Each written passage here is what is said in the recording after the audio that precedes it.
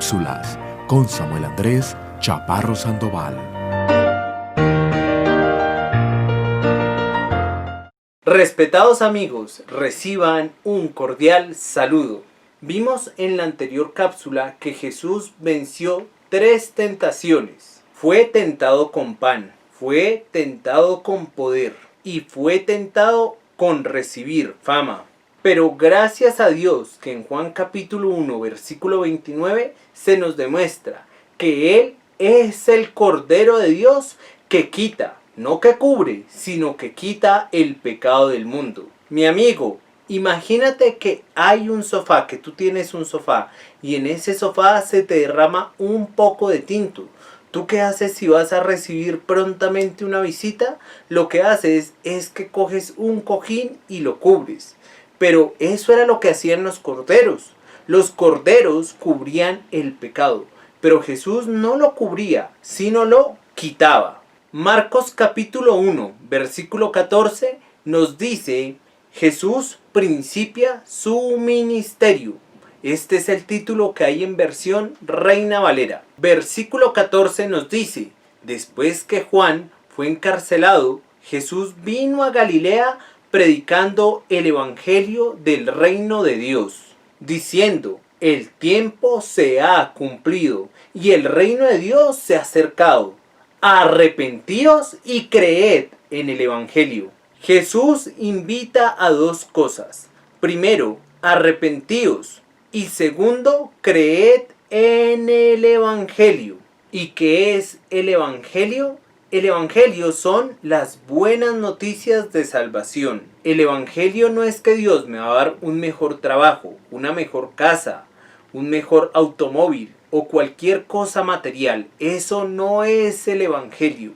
El evangelio es no ir eternamente al lago de fuego. Génesis capítulo 3 versículo 15 nos muestra qué es el evangelio.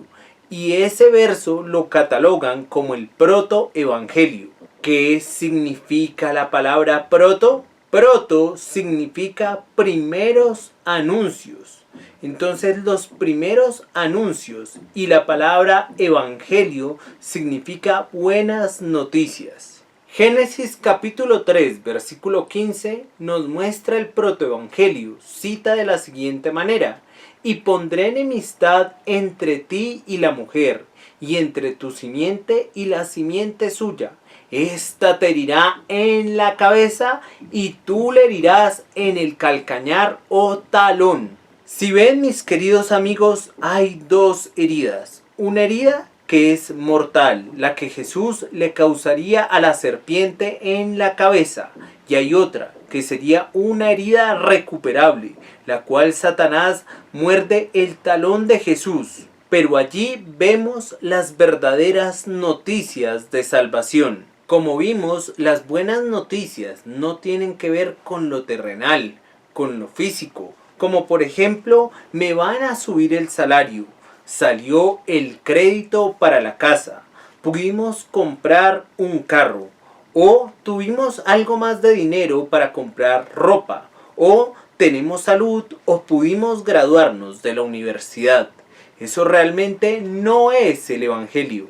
Cuando Jesús habla de que crean en el evangelio, Él nos dice que debemos creer en Él como Señor y Salvador. Mi amigo, para tener una fe verdadera tienes que cambiar el concepto. Primero, que tienes de ti mismo. Tú crees que eres una persona buena, pero la palabra de Dios nos enseña que no hay justo ni aun uno. No hay quien entienda, no hay quien busque a Dios. Es decir, que todos somos pecadores. Y primero, que yo reconociendo que soy pecador, merezco ir eternamente al lago de fuego. En segundo lugar, debes reconocer que no, absolutamente no, por tus buenas obras te vas a salvar. Y en tercer lugar, que un inocente, que es el libertador, que es Jesús, que es Dios, tiene que morir por mis pecados y por tus pecados. Y no quedaría en la tumba, sino resucitaría.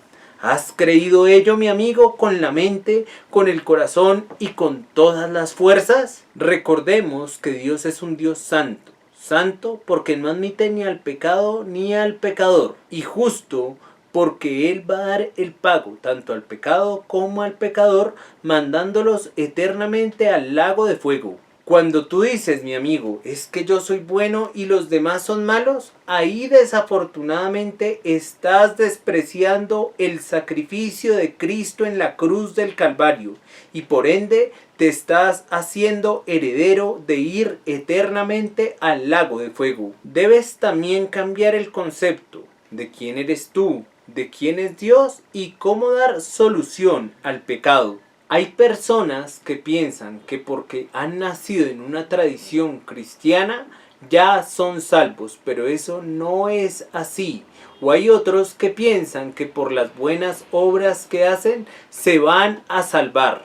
Recordemos Mateo capítulo 3 versículo 7 que nos dice: ¿quién os enseñó a ustedes a huir de la ira venidera? ¿Quién os enseñó a ustedes y a mí a huir de la ira venidera a nuestra manera? Hebreos capítulo 9 versículo 27 nos dice: y de la manera que está establecido para los hombres, que mueran una sola vez y después de esto el juicio. Amigo, te invito a que te arrepientas y creas en el Evangelio. No creas en mí, no creas en otras personas, solamente cree en Cristo Jesús. Dios te bendiga y si es su voluntad, nos veremos en la próxima cápsula. Cápsulas con Samuel Andrés Chaparro Sandoval.